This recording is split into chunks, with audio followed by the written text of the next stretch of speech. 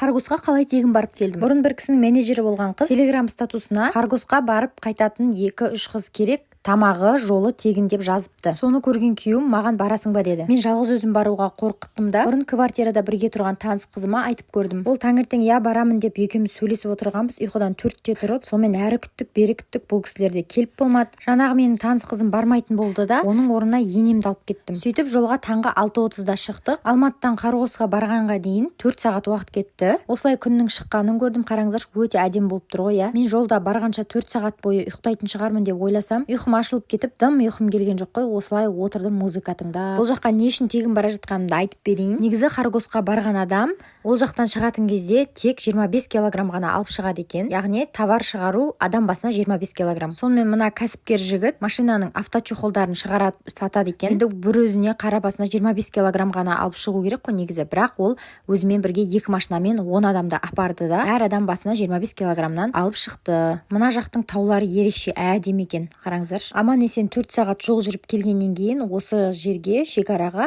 машинамызды қалдырып кеттік. Негізі бұл жаққа көптеген саудагерлер әр қаладан келеді екен. Қырғызстан, Өзбекстаннан да адамдар келеді екен. Осылай 10 адам шұбырып кассаға келді. Кассадан билет алу үшін удостоверение немесе паспорт керек болады. Кіру билетін бәрімізге сатып алып берді. Бағасы 3000 теңгеден тұрады. Ал енді осы QR коды бар қағазды мүлде жоғалтпау керек екен. Осы жерден шығам дегенге дейін. Жаңағы сатып алған билетіміз ба, талонымыз ба, сол QR кодымызды бәріміз осы жерден сканерлеп өтуіміз керек. Одан әрі қарата кіргеннен кейін тағы да сөйтіп сканерлеп өтеміз. Мен енді бұл жаққа бірінші рет барып тұрғаннан кейін маған бәрі қызық, сосын жайлап видеоға түсіріп алдым. Негізі видео түсіруге болмайды екен бұл жерде. Осы жақтан шыққаннан кейін бізді автобус күтіп тұрады. Харгостың ішіндегі орналасқан торговый центрлерге бізді осы автобус жеткізеді. Жарты жолдан өткеннен кейін шекарашылар автобусты тоқтатып, барлығымыздың билетімізді тексеріп шықты. Сөйтіп әрі қарай дальше жүре берді. Сөйтіп аман есен келдік. Мына жақта торговый центрлер өте көп екен. Бұл жақта енді барлығы арзан деп айта алмаймын. Кейбір заттардың бағалары сәл арзандау біздің Қазақстанға, Алматыға қарағанда. Кейбір заттар почти барахолканың бағасымен бірдей. Бұл жақта аралауға бізде көп уақыт болған жоқ. 1,5 сағатта аралап шықтық. Ол жақтан қандай заттар алғанымызды келесі видеоға салатын боламын. Маған тіркелуді ұмытпа. Всем пока.